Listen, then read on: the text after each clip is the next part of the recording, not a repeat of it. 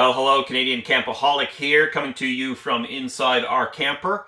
It is March now, and we are edging ever closer to the 2021 camping season. As I reported in my last video, camping, at least in our neck of the woods, the demand for it has exploded.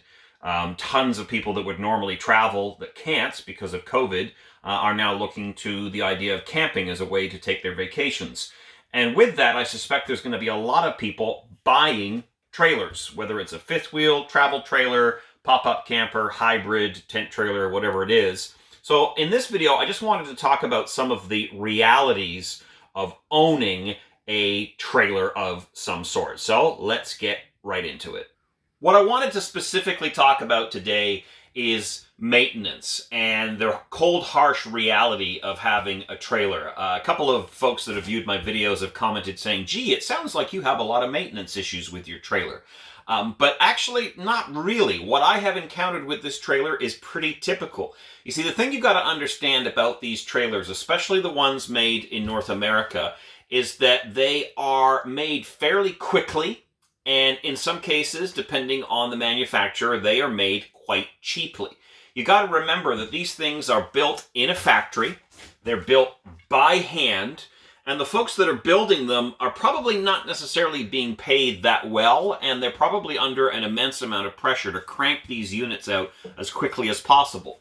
And as the demand for trailers is going to go up, folks that are buying new trailers, I think, are going to see more and more issues. You've also got to realize that when you have something like this, especially a stick and tin like ours, where it's a wood frame construction with aluminum siding, this thing is designed to go bouncing down the road behind you. As you go into the campground and you're going through potholes and things like that, the whole thing is shaking all over the place. So when you combine those things, the fact that they're fairly cheaply built, the fact that they're built by hand by folks who sometimes have insufficient training or are not being paid well enough, or they're being rushed, things are going to break, things are going to go wrong, and that's just part and parcel of owning it. We can break down the sort of maintenance issues into a number of areas. Appliances, yes, your fridge, your microwave, your furnace, those things can go wrong, but you also need to be prepared for more substantial issues of things that could break. Now, before I get into the details, does that mean that I hate having a trailer? Does it mean that I think having a trailer is a bad idea? Absolutely not. I am absolutely obsessed with camping and RVing. I love having a trailer, but I understand and understood going into buying this unit, which was brand new at the time, that the reality was there's going to be things that are going to break and there's things that are going to need to be fixed. I find on average a camping season for us, which is usually April to November, I have at least one or two fairly major things I have to fix over the course of that time. So let me quickly show you around the trailer and recap some stuff that we've had to fix. Some of it is stuff we've talked about previously, some of it is new. So as I mentioned, built fast, cranked out, sometimes inexperienced labor force. It cracks me up. There's one particular trailer maker that always goes on about, it's Amish Mennonite craftsmanship. These are cabinet makers that have Mennonite quality building. Well, they may be able to build beautiful cabinets when they do it in their own time, but the folks that are in the factories, trust me, they're not building things to quite that level of sophistication. They're cranking them out.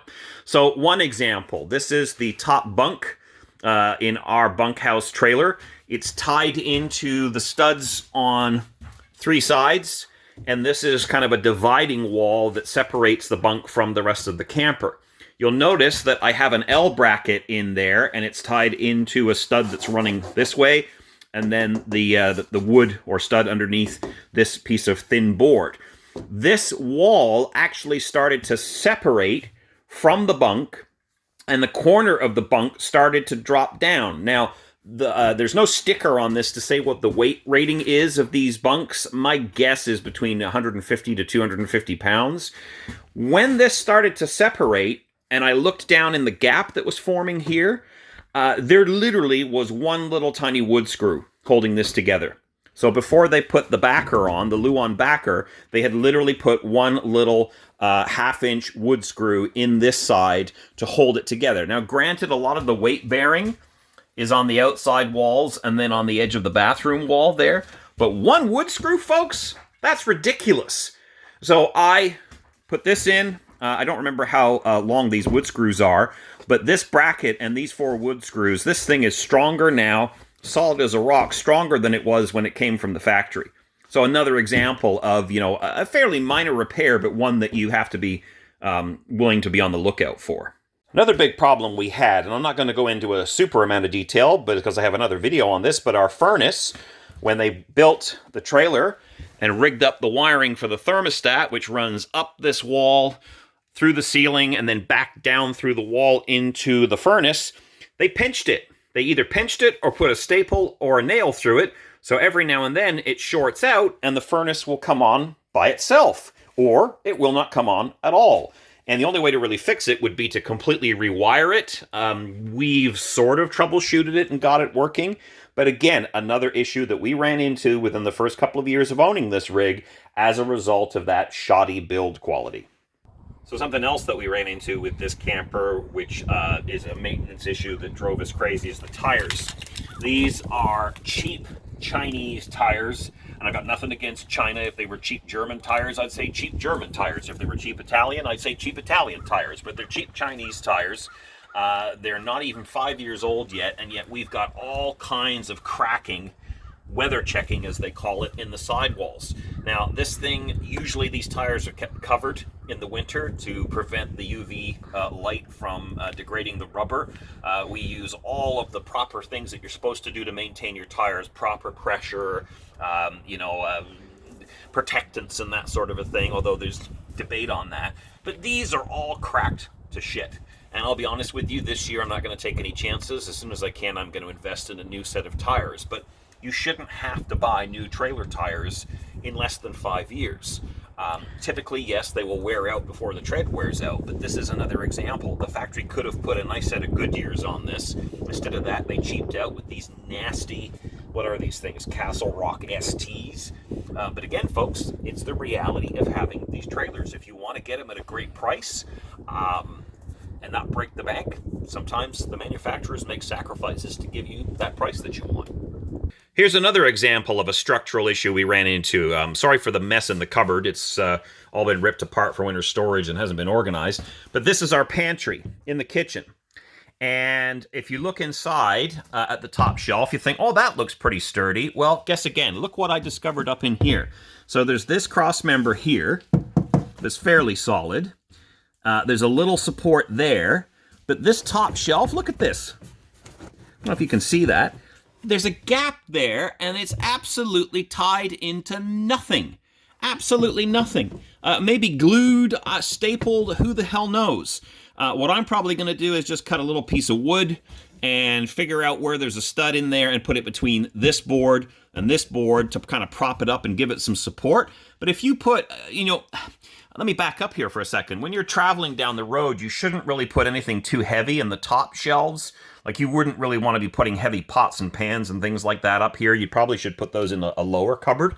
But if you were unfortunate enough to put something heavy up there, and this whole thing, like I said, is bouncing down the damn road, this whole shelf, I mean, look at it. All it's got is a wash basin and some paper towel. That thing is as flimsy as heck. This is a Forest River trailer. Generally speaking, it's well built. The outside shell, the studs are, there's enough of them that it's very similar to a home's construction, so it's very strong that way. But weird little things like this, where somebody at the factory either didn't care or didn't know and did a really crappy job. Now, as we talk about the maintenance issues that are a reality of having this trailer, I mean, the list is endless. You could have plumbing problems, you could have electrical problems, you could have lighting, which I guess is electrical. You could have issues with your roof leaking. One of the things you've got to realize is a lot of the ways that you're going to prevent this is proper maintenance. Now, we don't have time today to go over proper maintenance, but there's lots and lots of information online about how to care for the exterior of the trailer, how to clean it properly, the roof, the awning.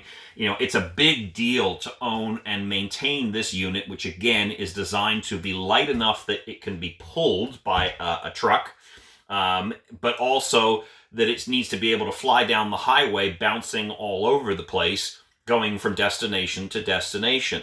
If you're going to have that balance of having all these creature comforts in something that doesn't weigh, 20,000 pounds, they're going to have to cut some corners. Sometimes those are good corners that are cut. You know, they'll make a cupboard door that's fairly thin, but they put a nice veneer on it, so it's functional, it's strong enough, but it's light enough. But then there's other times, like I said, where rather than putting a bunch of screws in here to support the bed, for some reason, they put one. We had a pop-up camper many years ago, and the front corner of the box actually separated, and they had used some glue and some staples and maybe one wood screw to hold it together. I mean, that's absolutely ridiculous, folks, but again, it's the reality of having a camper. Now, I personally have not owned an aluminum-framed trailer with fiberglass sidewalls. I would imagine that in that instance, it's a little less handmade, and it's probably, you're not going to run into as many structural problems. But if you own a aluminum fiberglass camper and you've had issues, go ahead and pop some comments down below. Let us know what kinds of issues that you've run into when you own your camper. But I would imagine on the whole, a stick and tin like ours, where everything is wood frame, everything's built by hand, the chances of having those issues is going to be much, much higher.